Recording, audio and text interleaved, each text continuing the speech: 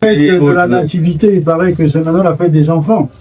Et comme je n'ai pas d'enfants à la maison, bon, j'ai essayé de méditer sur Jésus-Christ. Vous avez envoyé les enfants en Europe comme d'autres ministres? Non, les enfants sont grands, ils sont chacun chez eux. Donc je n'ai plus de petits. Les petits-fils aussi ne sont pas là. Voilà, je suis resté méditer sur la vie de Jésus. Qu'est-ce qu'il a représenté pour l'humanité? Je suis chrétien, je suis même diacre dans l'église locale Ebenezer, alors tu vois.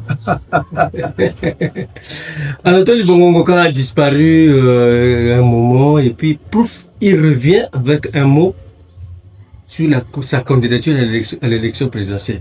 Oh non, je pas. Pourquoi ce brutal Non, j'ai pas disparu. Et puis je ne suis pas revenu brutalement. Non, j'ai pas disparu. Lorsque le parti a été suspendu en 2021 par le ministre de l'Intérieur, bon, je suis resté sans parti politique jusqu'à ce que des amis me convainquent d'adhérer à l'UPADES, puisque j'ai commencé ma carrière en 93 en soutenant le président Lissouba quand il était candidat après la conférence nationale souveraine. Et c'est comme ça que en 2024, j'adhère à l'UPADES et je travaille dans l'UPADES. Les activités étaient centrées à l'intérieur de l'UPADES. Jusqu'à ce que, avec des amis de notre courant Renaissance panafricaine, on décide qu'il faut aller à une élection, à l'élection présidentielle en indépendant. Donc c'est pour ça que on a l'impression que c'est arrivé brusquement. Non. Le débat, en fait, je l'ai commencé au sein de l'UPADES. Mais convaincu que la direction actuelle du parti n'allait pas avoir un candidat, nous avons décidé que je serai candidat indépendant. Quand vous serez candidat, que pensez-vous pour changer la donne politique au Congo? Ah ben évidemment, pour changer la donne politique au Congo, il faut d'abord changer le système qui est là. C'est-à-dire changer, on commence par changer le président qui est là en 2026, puis en 2027, il y a les élections législatives et locales, changer le Parlement et changer les conseils départementaux. À ce moment-là, tout le système PCT actuel, il est changé. On peut donc se mettre à travailler correctement pour le restant du mandat 2026-2031 et pour la vision que nous avons pour le Congo de 2060. Vous changez, qu'est-ce que vous dénoncez à ce pouvoir que vous voulez changer? Tout le monde le constate que le bilan du PCT après 50 ans, le bilan du président Sassou après 40 ans, il est négatif. Contrairement à ce que dit Colligny Makosso, l'autosuffisance alimentaire, on n'en a pas. Les soins de santé pour tous, il n'y en a pas eu. Bon, rien que sur ces deux éléments, c'est un échec total, mais surtout, l'autosuffisance alimentaire, l'agriculture priorité des priorités, les nouveaux villages agricoles, ainsi de suite, n'ont rien donné. Les importations du Congo en produits alimentaires ont augmenté de façon exponentielle. C'est un échec manifeste. Mais l'émergence, quand même, avec la l'émergence également, on avait dit 2025. Je pense que dans son bilan, le Premier ministre n'en a même pas dit un mot. C'est aussi un échec. Parce qu'évidemment, le pays est loin d'être un pays émergent. C'est pour tout ça que je me suis décidé avec des amis à ce que je sois candidat indépendant. Pour la participation à cette élection, Président, l'opposition est divisée sur le préalable de la mise en place d'une commission électorale véritablement indépendante. Ça vous préoccupe? Oui, malheureusement, l'opposition est divisée, ça c'est clair. Il y a un groupe qui ne veut pas aller au vote tant qu'il n'y a pas de préalables qui sont remplis. Et puis il y a moi et d'autres qui pensons que on ne peut pas laisser un boulevard au PCT. Mais ce problème de préalable, il n'est pas nouveau. Lorsque nous sommes allés à l'élection en 2016, l'opposition avait 5 candidats. C'était les mêmes problèmes qui étaient posés. Mais lorsque nous sommes allés, malgré tout, on a vu ce qu'on a vu. L'opposition a gagné.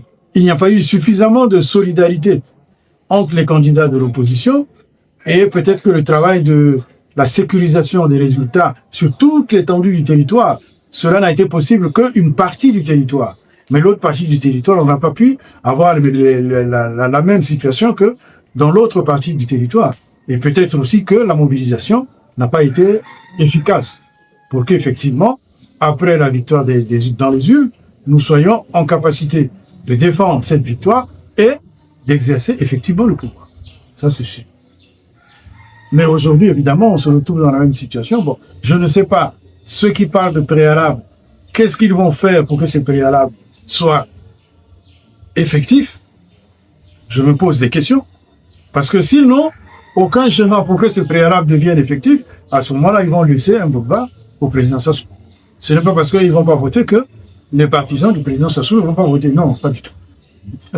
C'est la première partie de notre interview. Ok.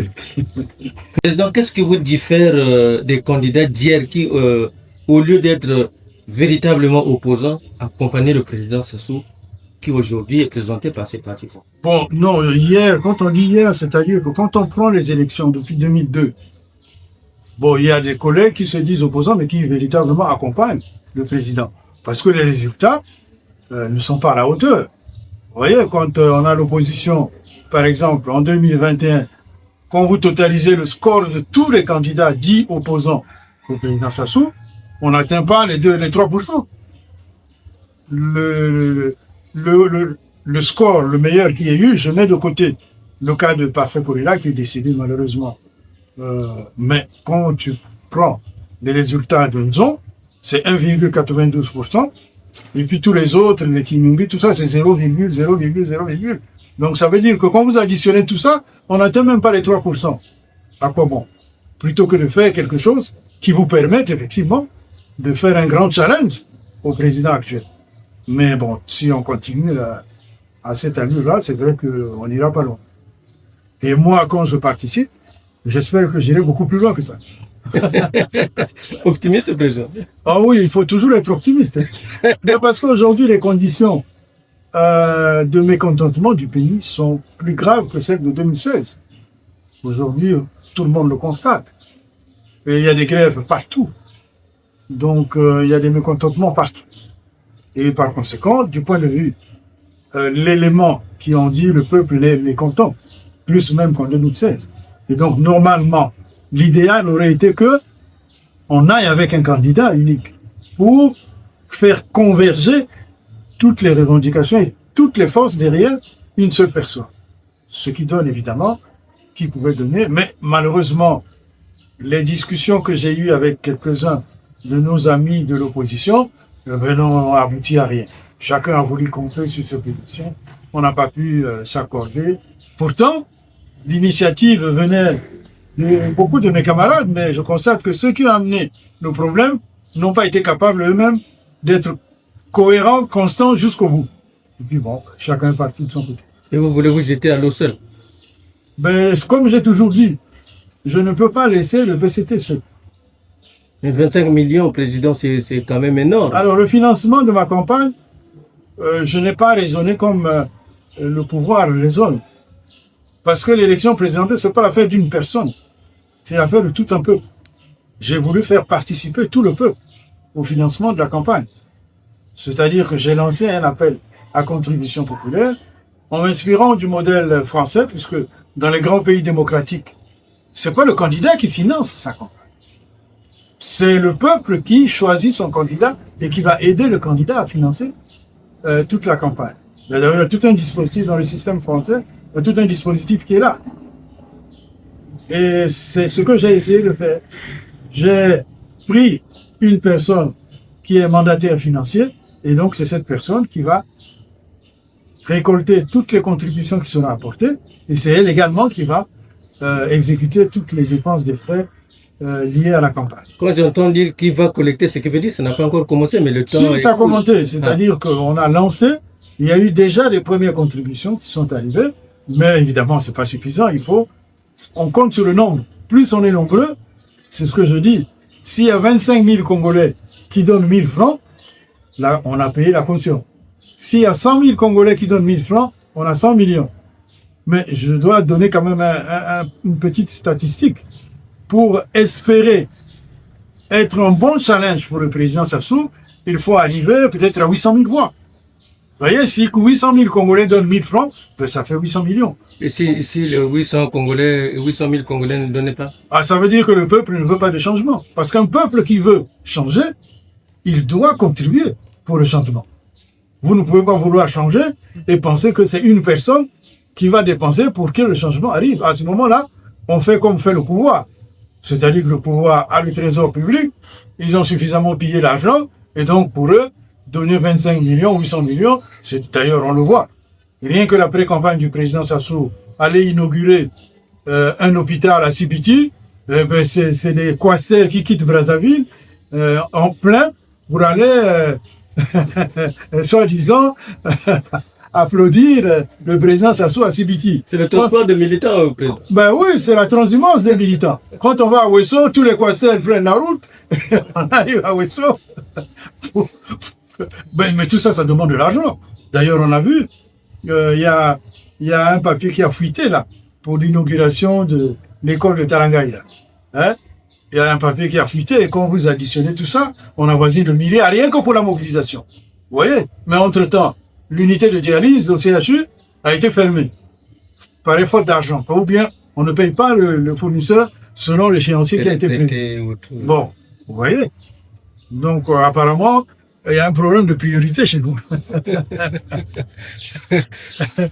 Donc voilà le financement de la campagne. Il faut que le peuple montre sa force, son envie de changer. On ne lui demande pas de donner 10 millions, non. 1 000 francs à chacun. Si 1000 francs, c'est combien de bières? C'est 2 bières. Je crois, hein. Chacun de nous, parfois par jour, dans une semaine, il dépense plus que 2 bières. Bon, alors, si le peuple ne peut pas se priver de 2 bières pour cotiser à la bataille pour le pays, parce que c'est le pays qui est en jeu. Bon, à ce moment-là, je dirais que le peuple n'a pas envie du changement. Il préfère se complaire dans la misère actuelle et se lamenter à longueur de journée. Mais les lamentations n'ont jamais changé une situation dans un pays. Voilà pour le financement de la campagne. Deuxième partie de notre interview. Est-ce que vous avez sondé le peuple si réellement ce peuple veut du changement? Oui, le peuple veut du changement. On l'a vu depuis 2016. Depuis 2016, on a vu comment le peuple a voté massivement. Il y a eu une mobilisation derrière le général Mokoko. D'ailleurs, le meeting de Point-Noir, aucun homme politique n'a pu faire ce meeting-là depuis que les élections ont commencé en 92. Ça montre bien la volonté du changement du peuple. Mais évidemment, cet élan a été un peu bloqué en 2016. Bon, mais le besoin de changement est là. Maintenant, le problème, évidemment, est-ce que les leaders sont-ils à la hauteur? C'est ça le vrai problème. Malheureusement, jusque-là, le leadership de l'opposition n'est pas encore à la hauteur des enjeux, des aspirations du peuple. Quand ça sort de la bouche d'un opposant, ça frustre quand même. Non, ça ne peut pas frustrer, c'est la réalité. Une réalité, il ne faut pas l'éviter. Il faut l'affronter. Elle est là. En 2016, on n'a pas pu exercer le pouvoir. 2021, parfaitement, rien n'a pu se faire. Qu'est-ce qui va se passer en 2026? On est encore dans les contradictions. Ceux qui ne veulent pas, donc ils n'iront pas voter. Ça veut dire quoi? Ça veut dire qu'une partie du peuple qui va suivre ceux qui ne veulent pas aller au vote va s'abstenir. Puis, il y a ceux qui veulent, comme moi, qui partent. Mais est-ce que tout le peuple va se mobiliser pour ce faire? Pour l'instant, on va voir ce que ça va donner. Donc, c'est pas la faute du peuple, en fait. Mais si le peuple suit des leaders qui ne veulent pas aller à la bataille électorale pour le changement, ben, le changement, je souhaite que malgré ça, le changement puisse arriver. C'est ce que moi je souhaite. Président, la Griffe TV vous donne quand même l'opportunité de conclure cette interview. Bon, la conclusion que je peux donner, c'est en fait une adresse au peuple. Je pense que quand on a besoin que les choses changent et qu'il y a une élection majeure dans notre pays qui arrive, il faut que le peuple se mobilise. Il faut qu'il se mobilise pour aller, un, voter, deux, défendre le résultat de son vote et protéger son vote. Je donne un exemple. On a voté à 18h les bureaux fermes. Au lieu de rester à la maison, il faut revenir au bureau de vote pour le dépouillement. Parce que la loi électorale autorise le dépouillement public. Donc tout le monde peut arriver et assister au dépouillement pour être sûr qu'ils ne vont pas tripatouiller pendant qu'on est en train de dépouiller. Ce serait déjà une victoire et exiger que c'est la loi électorale aussi qui l'exige. que les PV soient affichés. Donc le résultat doit être affiché au bureau de vote. Donc il faut que le peuple exige cela, chacun là où il est dans son bureau de vote. On aura déjà fait un pas. Maintenant, si après le pouvoir, comme d'habitude, il se met à publier des faux résultats, à ce moment-là, on a des raisons de protester. De dire non, non, non, c'est pas ça le résultat. Mais si on n'est pas en capacité... Protester pacifiquement ou avec les armes, des cailloux? Mais on n'a pas d'armes. Ah. On peut protester pacifiquement. Une grande mobilisation pacifique va arrêter le pouvoir, quel qu'il soit. Moi, je donne l'exemple de 90. Lorsqu'il y a eu la grève générale illimitée déclenchée par la CSC, lorsque le président Sassou a suspendu le congrès de la CSC a déclenché une grève générale illimitée. Le peuple a suivi, le pays est paralysé pendant 3 jours. Patrick, c'est pas ça? Qu'est-ce qui s'est passé? Le président fait marche arrière. Non? Voilà, donc le peuple peut faire plier un gouvernement. C'est aussi votre stratégie pour faire plier... C'est pas une stratégie, c'est un constat. C'est un constat, ce sont les leçons du passé. Ce sont les leçons du passé. Il suffit d'appliquer ces leçons-là, ben on va arriver au même résultat. Si le peuple se mobilise pour défendre son droit, nous arriverons au même résultat qu'en 90. Ça, c'est certain. C'était ça mon message en direction du peuple. Mais il y a quelque chose qui manque, Président. Ah bon? Le souhait, la fin d'année au milieu. Ah oui, bien sûr. Ben, on arrive à la fin de l'année, évidemment. C'est de souhaiter d'abord que l'année qui arrive, tout le monde le sait, c'est une année cruciale, c'est une année électorale. Donc, le souhait, c'est que tout le monde, c'est vrai, célèbre la fête le 31 et le 1er, mais en même temps, se disent que bon, on a un enjeu qui arrive, il faut que psychologiquement nous soyons préparés pour affronter cette échéance-là. Ça, c'est le plus important. Merci, Président. Merci, Patrick.